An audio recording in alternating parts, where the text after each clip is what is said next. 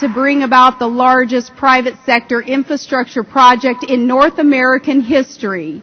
And when that deal was struck, we began a nearly $40 billion natural gas pipeline to help lead America to energy independence. That pipeline, when the last section is laid and its valves are open, will lead America one step farther away from dependence on dangerous foreign powers that do not have our interests at heart. The stakes for our nation could not be higher. When a hurricane strikes in the Gulf of Mexico, this country should not be so dependent on imported oil that we're forced to draw from our strategic petroleum reserve. And families cannot throw more and more of their paychecks on gas and heating oil. With Russia wanting to control a vital pipeline in the Caucasus and to divide and intimidate our European allies by using energy as a weapon, we cannot leave ourselves at the mercy of foreign suppliers. To confront the threat that Iran might seek to cut off nearly a fifth of the world's energy supplies, or that terrorists might strike again at the Abqaiq facility in Saudi Arabia, or that Venezuela might shut off its oil discoveries and its deliveries of that source, Americans, we need to produce more of our own oil and gas and take it from a gal who knows the North Slope of Alaska. We've got lots of both. Our opponents say again and again that drilling will not solve all of America's energy problems, as if we didn't know that already. But the fact that drilling, though, won't solve every problem is no excuse to do nothing at all.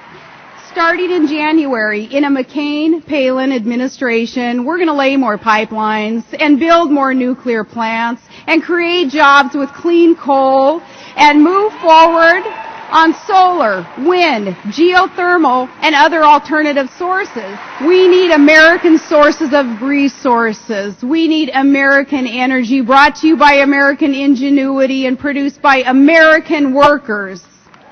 And now I've noticed a pattern with our opponent, and maybe you have too. We've all heard his dramatic speeches before devoted followers, and there is much to like and admire about our opponent. But listening to him speak, it's easy to forget that this is a man who has authored 2 memoirs, but not a single major law or even a reform, not even in the state Senate. This is a man who can give an entire speech about the wars America is fighting and never use the word victory except when he's talking about his own campaign. When the cloud of rhetoric has passed, when the roar of the crowd fades away, when the stadium lights go out and those styrofoam Greek columns are hauled back to some studio lot, when that happens, what exactly is our opponent's plan? What does he actually seek to accomplish after he's done turning back the waters and healing the planet? The answer is to make government bigger and take more of your money and give you more orders from Washington, and to reduce the strength of America in a dangerous world. America needs more energy. Our opponent is against producing it. Victory in Iraq is finally in sight, and he wants to forfeit. Terrorist states are seeking nuclear weapons without delay. He wants to meet them without preconditions. Al-Qaeda terrorists still plot to inflict catastrophic harm on America, and he's worried that someone won't read them their rights.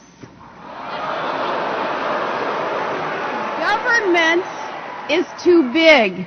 He wants to grow it. Congress spends too much money. He promises more. Taxes are too high, and he wants to raise them. His tax increases are the fine print in his economic plan. And let me be specific. The Democratic nominee for president supports plans to raise income taxes and raise payroll taxes and raise investment income taxes and raise the death tax and raise business taxes and increase the tax burden on the American people by hundreds of billions of dollars. My sister Heather and her husband, they just built a service station that's now open for business, like millions of others who run small businesses. How are they going to be better off if taxes go up? Or maybe you are trying to keep your job at a plant in Michigan or in Ohio. Or you're trying to create jobs from clean coal from Pennsylvania or West Virginia. Or you're trying to keep a small farm in the family right here in Minnesota. How are you going to be better off if our opponent adds a massive tax burden to the American economy? Here's how I look at the choice Americans face in this election. In politics, there are some candidates who use change to promote their careers. And then there are those, like John McCain, who use their careers to promote change.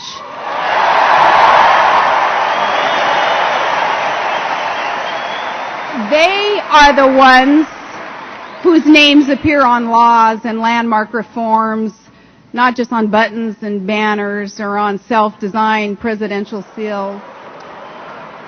Among politicians, there is the idealism of high-flown speech-making in which crowds are stirringly summoned to support great things. And then there is the idealism of those leaders like John McCain who actually do great things